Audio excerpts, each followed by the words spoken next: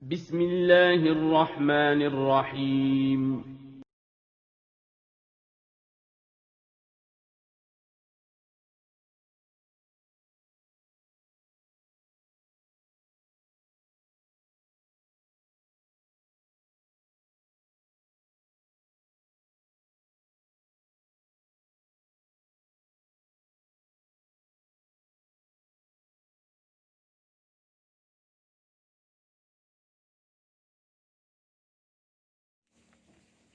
Bismillahirrahmanirrahim. Assalamualaikum warahmatullahi wabarakatuh. Alhamdulillahirabbil alamin. Wassalatu wassalamu ala asyrofil anbiya'i wal mursalin wa ala alihi wa ashabihi ajma'in, amma ba'du. Selamat pagi teman-teman. Bagaimana kabarnya hari ini? Semoga teman-teman semua dalam keadaan sehat walafiat dan semoga selalu dalam lindungan Allah Subhanahu wa taala. Amin. Nah, hari ini kita masih belajar tematik ya. Sebelum belajar, mari kita sama-sama berdoa. Bismillahirrahmanirrahim. Allahumma inni as'aluka ilman nafi'an wa rizqan thayyiban wa amalan mutaqabbalan.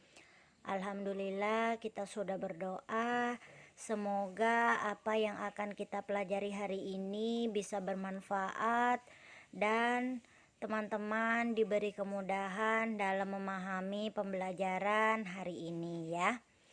Nah, kali ini kita akan belajar tematik masih di tema 6, cita-citaku sungguh mulia. Nah, sekarang kita masuk di subtema yang ketiga, yaitu rajin berusaha meraih cita-cita pembelajaran 1 dan 2. Nah, teman-teman, pernahkah kalian mendengar nasihat tiap usaha harus disertai doa? Teman-teman ada yang pernah mendengarnya? Nah, nasihat itu benar adanya. Sebagai pelajar, kalian tentu memiliki cita-cita yang ingin dicapai. Oleh karena itu, kalian harus rajin belajar dan berdoa. Dengan berdoa, semoga kalian mendapat kekuatan dan kemampuan untuk meraih cita-cita kalian. Adapun materi yang akan dipelajari yaitu 1. Kondisi lingkungan, 2. Mendeklamasikan puisi, 3. Pentingnya pelestarian sumber daya alam, 4. Membaca kisah pemulung menggapai sarjana, 5. Membuat kolase, 6. Pelestarian makhluk hidup.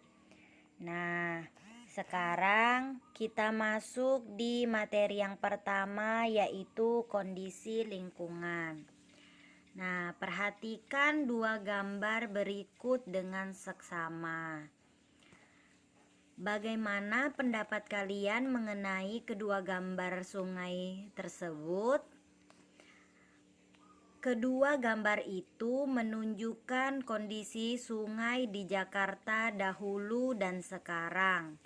Menurut kalian, siapakah yang berperan untuk mengubah sungai tersebut? Nah, perubahan sungai itu ternyata berasal dari satu orang yang peduli lingkungan dan bertekad baja. Siapa orang itu? Nah, mari sekarang kita baca teks berikut. Teman-teman bisa membuka bukunya halaman 128 ya. Bang Idin, pendekar Sungai Pesanggerahan. Bang Idin dikenal sebagai pendekar lingkungan dari Betawi.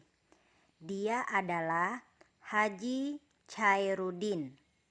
Hampir seluruh hidupnya dicurahkan untuk menyelamatkan dan melestarikan bantaran Sungai Pesanggerahan Cinere dari sampah dan tangan-tangan jahil yang mengusik kelestarian alam sekitarnya. Pada tahun 1998, Bang Idin mendirikan kelompok tani Sangga Buana yang beranggotakan 80 orang dengan tujuan menyelamatkan alam yang telah rusak. Berbagai penghargaan telah diperoleh Bang Idin dan kelompoknya, baik dari dalam maupun luar negeri. Bang Idin lahir dan dibesarkan di daerah Pondok Labu, Jakarta Selatan, yaitu salah satu daerah yang dilalui Sungai Pesanggerahan. Ia ingat betul, sekitar tahun 1960-an, Sungai Pesanggerahan sangat bersih. Pinggir sungai ditumbuhi pepohonan. Ia dahulu sering memancing ikan di sana dan mendapatkan banyak ikan. Tetapi sayang, sungai itu makin lama makin kotor. Hewan-hewan yang biasanya berkeliaran di sana pun tidak ada lagi. Jiwanya terusik. Ia pun bertekad untuk mengembalikan Sungai Pesanggerahan beserta ekosistemnya seperti sedia kala. Tekad itu pertama kali ia wujudkan dengan membersihkan Sungai Pesanggerahan dari sampah dan menanam pohon di pinggir sungai. Ia juga menyadarkan pemilik rumah yang membangun pagar tinggi hingga ke bantaran sungai untuk direlakan dibongkar. Untuk sebuah perubahan, apalagi sebuah perubahan besar, tidaklah mudah. Banyak halangan dan fitnah yang harus siap diterima oleh si pengubah, termasuk Bang Idin. Namun, Bang Idin tidak peduli. Ia kemudian mengajak tetangganya untuk mendirikan kelompok tani lingkungan hidup atau KTLH Sangga Buana. Secara berkala, KTLH mengadakan pertemuan dan menanam bibit pohon. Sampai sekarang, KTLH sudah menanam ribuan pohon di lahan seluas 120 hektar. Selain itu, mereka juga menebarkan bibit ikan dan lele ke sungai. Nah, itulah kisah dari Bang Idin, pendekar Sungai Pesanggerahan. Dari cerita tersebut, kalian pasti sudah mendapatkan kesimpulan terhadap usaha Bang Idin untuk meraih cita-citanya. Jadi, teman-teman yang ingin meraih cita-citanya tidak boleh putus asa dan menyerah ya. Harus berusaha meskipun banyak halangan dan rintangan agar suatu saat nanti cita-cita kalian bisa tercapai. Seperti cita-cita dari Bang Idin ini. Akhirnya sungai yang dahulunya kotor akhirnya menjadi bersih. Seperti itu ya. Materi yang kedua yaitu mendeklamasikan puisi. Teman-teman, membaca puisi dapat dilakukan dengan cara deklamasi. Nah, apa sih yang dimaksud dengan deklamasi? Teman-teman, pernahkah melakukan deklamasi terhadap puisi? Deklamasi adalah salah satu cara membaca puisi tanpa menggunakan teks. Nah, biasanya orang yang mendeklamasikan puisi harus menghafal teksnya terlebih dahulu. Dalam membaca puisi, kita harus memperhatikan 3 hal, yaitu 1. Pelafalan yang jelas, 2. Intonasi yang tepat, dan yang ketiga, harus memperhatikan pemenggalan kalimatnya. Dengan demikian, pembacaan puisi akan enak didengar dan mudah difahami isinya. Sekarang kita perhatikan contoh menentukan jeda berikut. Kita garis miring 2 butuh garis miring 1 alam yang indah garis miring 2. Keterangan 1. Tanda garis miring 1 berarti berhenti sebentar untuk bernafas. Biasanya dilakukan pada koma atau tengah garis. 2. Tanda garis miring 2 berarti berhenti agak lama. Biasanya dilakukan pada koma di akhir baris yang masih berhubungan dengan baris berikutnya. 3. Tanda garis miring 3 berarti berhenti lama sekali. Biasanya dilakukan pada titik baris terakhir atau pada akhir puisi.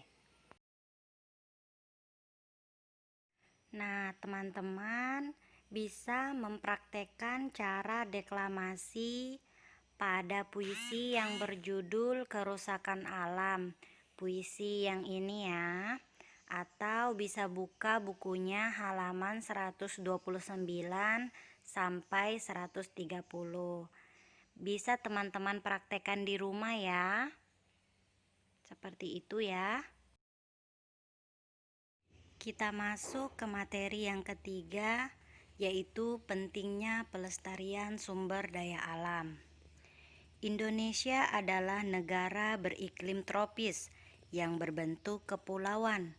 Kondisi ini menjadikan Indonesia sebagai negara yang memiliki banyak potensi sumber daya alam, baik hayati maupun mineral. Sumber daya alam hayati maupun sumber daya alam mineral memberikan banyak manfaat bagi masyarakat dan negara.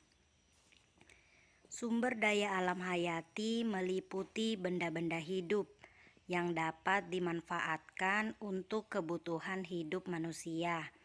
Contohnya adalah hewan, tumbuhan yang juga disebut dengan sumber daya alam nabati, serta mikroorganisme. Sumber daya alam hayati merupakan sumber daya alam yang dapat diperbarui, yaitu sumber daya alam yang jika persediaannya habis, dapat segera tersedia kembali dalam waktu yang relatif cepat. Salah satunya untuk memperbaruinya adalah melalui reproduksi. Sumber daya mineral merupakan sumber daya alam yang tidak dapat diperbarui karena jumlahnya sangat terbatas dan juga pembentukan serta pemulihannya memakan waktu yang cukup lama. Bahkan dapat menelan waktu hingga jutaan tahun. Untuk itulah dalam pemanfaatannya kita harus mampu menggunakan seefektif dan seefisien mungkin. Sumber daya alam mineral di Indonesia berupa benda-benda tambang seperti minyak bumi, batu bara, timah, emas, perak, dan tembaga, serta batuan seperti batu kapur, kaolin, semen, pasir, batu pualam, dan tanah liat. Keberadaan sumber daya alam baik hayati maupun mineral harus kita jaga kelestariannya. Kita sebagai warga Indonesia punya kewajiban untuk menjaga dan memelihara sumber daya alam kita. Jika alam mengalami kerusakan dan sumber daya alam habis, maka yang mengalami kerugian adalah kita, manusia, terutama anak cucu kita kelak. Salah satu upaya pelestarian sumber daya alam yaitu dapat dilakukan melalui poster yang berisi ajakan untuk memelihara alam dan menghemat penggunaan sumber daya alam. Selanjutnya membaca kisah pemulung menjadi sarjana. Wahyudin kecil memulai harinya dengan berjalan kaki, menyusuri jalan alternatif Cibubur. Ditemani tetangganya yang dipanggilnya Bibi Ani. Sulung dari 3 bersaudara itu berangkat sekitar pukul 1 dini hari untuk memunguti sampah. Ia masih duduk di kelas 4 sekolah dasar untuk menjadi pemulung. Wahyudin tinggal di Kampung Kalimanggis, Gang Lame, RT 1/4 Jati Karya, Jati Sampurna, Kota Bekasi. Wahyudin adalah anak sulung dari 3 bersaudara yang lahir dari pasangan Fatmawati dan Mija. Mija bekerja serabutan, dari menggarap lahan milik orang sampai kini menjadi tukang ojek. Jangankan memikirkan biaya sekolah, untuk mencukupi kehidupan sehari-hari saja kelimpungan.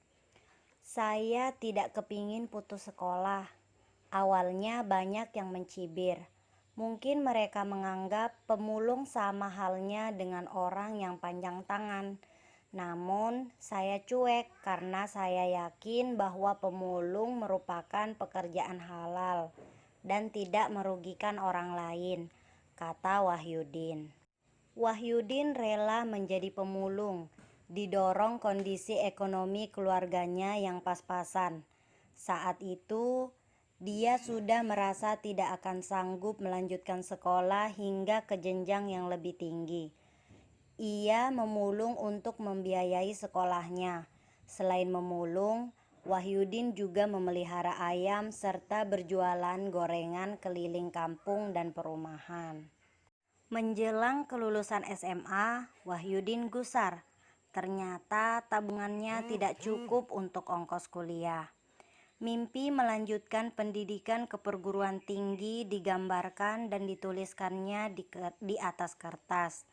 Kemudian ditempelkannya itu di tembok. Saya terus berdoa dan yakin Allah mengabulkan keinginan saya untuk kuliah, kata Wahyudin. Berkat doa yang dipanjatkannya, pertolongan itu datang juga. Beberapa tetangga yang mengenal Wahyudin mengulurkan bantuan untuk mencukupi biaya kuliahnya. Meski sudah kuliah, ia tetap memulung. Dia juga terbantu karena mendapatkan beasiswa. Di sela kegiatan kuliah serta mencari penghasilan sebagai pemulung dan penjajah gorengan, Wahyudin masih aktif di lingkungan sekitarnya dengan memberikan bimbingan belajar gratis. Dia juga menjadi penyiar radio swasta setiap Sabtu. Pada tahun 2013, Wahyudin telah menyelesaikan kuliahnya. Kemudian, Wahyudin mendapat beasiswa untuk melanjutkan kuliah kembali di ITB atau Institut Teknologi Bandung yang kini hampir selesai. Aku bangga telah mencapai cita-citaku untuk terus sekolah meskipun dengan perjuangan yang panjang dan berat, kata Wahyudin. Nah teman-teman, itulah kisah pemulung menjadi sarjana. Begitu kuat tekad dari seorang Wahyudin, anak yang bekerja sebagai pemulung untuk bisa menyelesaikan pendidikannya sampai ke jenjang yang lebih tinggi. Akhirnya tercapai juga dengan usaha yang keras. Teman-teman, bisa dicontoh ini usahanya. Dia tidak pernah menyerah, tidak pernah lelah, tetap berusaha untuk menggapai apa yang ia inginkan. Ya, jadi teman-teman tidak boleh berputus asa dan harus berusaha. Dan jangan lupa selalu berdoa kepada Allah Subhanahu wa Ta'ala agar dimudahkan dalam menggapai cita-citanya. Cita-cita teman-teman.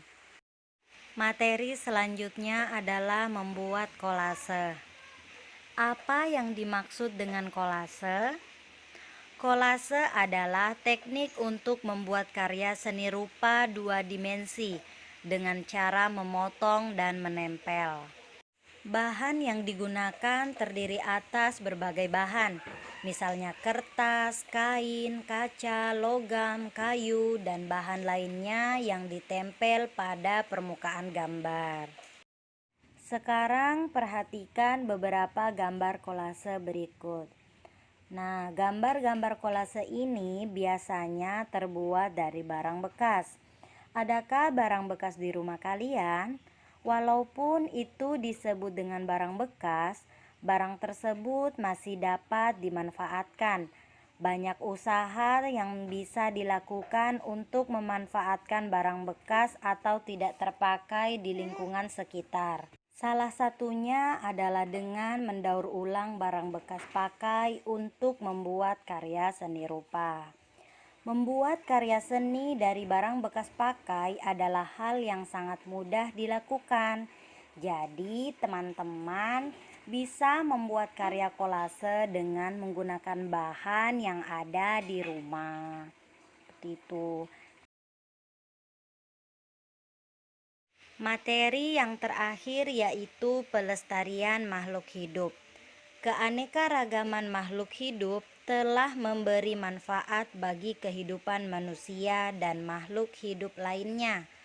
Oleh karena itu, kita harus berusaha dan bertindak untuk memelihara, mengembangkan, dan menjaga kelestarian makhluk hidup sebagai sumber daya alam hayati.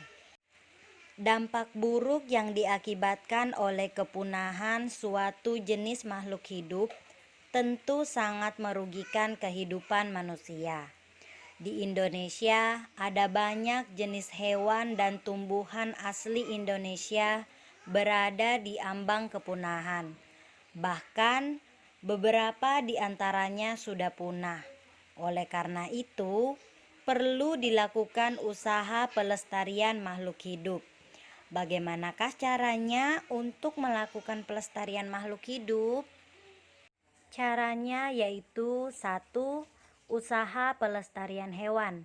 Usaha pelestarian hewan dapat dilakukan dengan cara sebagai berikut. A. Menangkar hewan langka dengan cara mengisolasi hewan tersebut. B.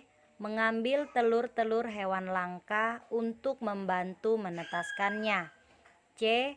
Memindahkan hewan langka ke tempat yang lebih sesuai. D. Membuat undang-undang perburuan. E. Menindak tegas para pelanggar dengan memberi sanksi hukum sesuai hukum yang berlaku. 2. Usaha pelestarian tumbuhan. Usaha pelestarian tumbuhan dapat dilakukan dengan cara sebagai berikut. A. Kebun koleksi. Biasanya hanya untuk mempertahankan tumbuhan bibit unggul. Contohnya adalah kebun kelapa di Bone dan kebun mangga di Pasuruan. B. Kebun plasma nutfah merupakan perkembangan kebun koleksi. Contohnya adalah kebun plasma nutfah di Cibinong, Lipi dengan buah-buahan inti, talas, dan suwek. C. Kebun botani didirikan pada tahun 1817 di Bogor, terkenal dengan nama Kebun Raya Bogor. Ya, itulah materi yang bisa Ustazah sampaikan hari ini ya teman-teman. Untuk tugasnya, buatlah kolase dari barang bekas yang ada di rumah kalian yang bertema tentang keindahan alam ya. Dibuat, setelah selesai silahkan difoto dan dikirimkan ke Ustazah. Sekian pembelajaran kita hari ini. Kita tutup dengan membaca doa kafaratul majelis.